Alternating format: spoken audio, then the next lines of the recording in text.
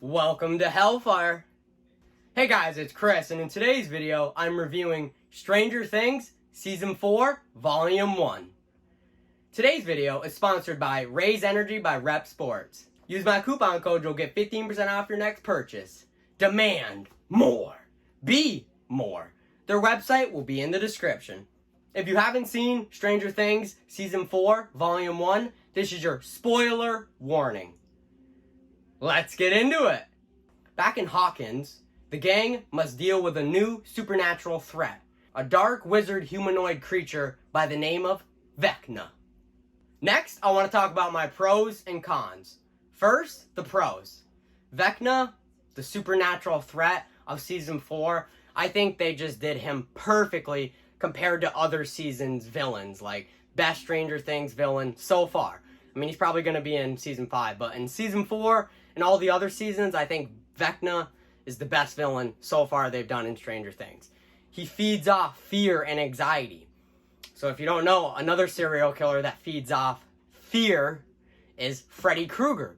So Vecna reminds you a lot of Freddy Krueger with the whole nightmares, and he's got his very own dimension. He's got claws. He'll kill you with fatalities, bone-crushing fatalities. He'll rip out your eyes, and he can disguise himself as other people. He can get into other people's minds and then trick other people. He controls everything in the Upside Down, the Demogorgons, the Demodogs, the Mind Flayer, the Demobats, which are introduced in Season 4. But he controls them all. He is basically the living aspect of the Upside Down. He controls everything. He can also teleport, and wherever he commits all these murders, he's basically opened gates to the Upside Down. And by the end of the season, he's killed quite a few people. Like, why would you murder all these people and just leave behind gates? It's because he's probably preparing for, like they mentioned, the war. And as soon as the season finale happens, he's just gonna rip them all open and just flee all the monsters. The Demobats, the Demogorgons, the Demodogs, the Mind Flayer. He's just gonna release them all at the end in the season finale. That's probably why it's 2.5 hours, because it's going to be all action. Just all action. Guarantee it.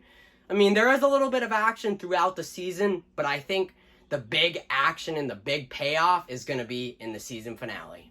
Another thing I liked about Vecna is that usually when you can tell he's around, he'll mess with electricity. Electricity will start freaking out and light bulbs will be flicking. So, like, let's say nobody's in the living room, but he goes out into the living room, the light will start flickering and indicating that he is near. You know, he's near the people. He's always lurking around. It kind of reminded me something from Final Destination, where Death, he's always around the people he's going to kill. Death is always around. You can always tell when he's around with a gust of wind. So, same thing with Vecna. For them to hear and know when he's around, electricity. Electricity starts acting up. He's near. He is near. And then you know you're in his nightmares when you hear that grandfather clock. When you hear that clock, you're in his nightmare sequence or in his nightmare dimension. And most likely, if you're in his nightmares or in your nightmares, he's going to kill you. And we also learn about Vecna's curse.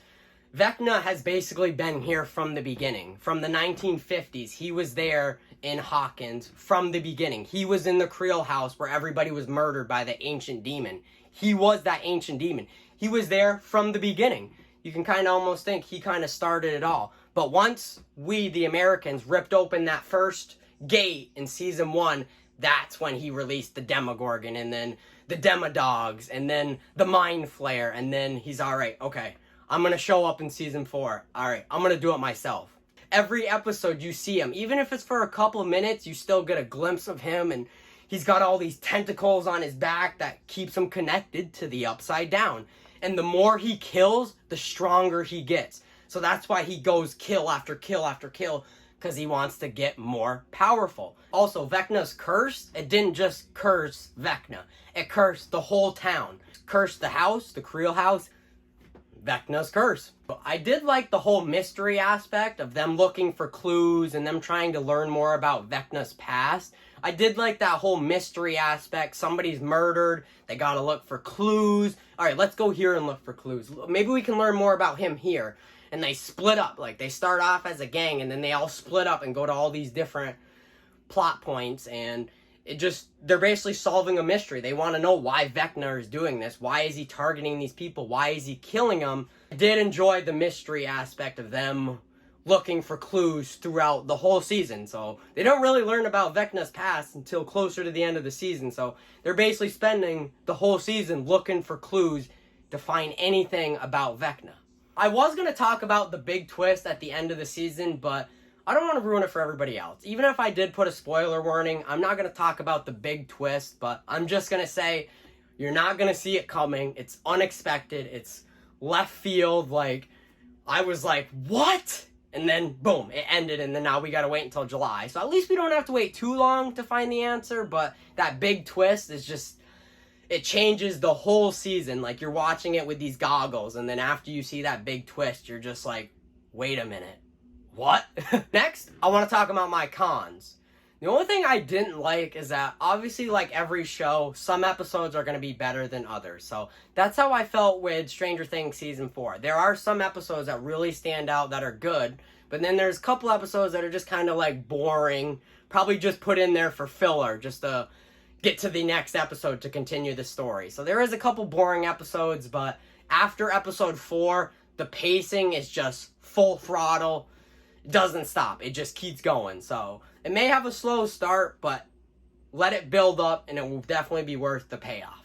I'd give Stranger Things Season 4, Volume 1, a B-. I thought it was pretty good. Not my favorite season, but definitely my favorite villain. But yeah, that was just my review of Stranger Things Season 4, Volume 1. Hope you enjoyed today's video, and as always, don't forget that like and subscribe button. Peace!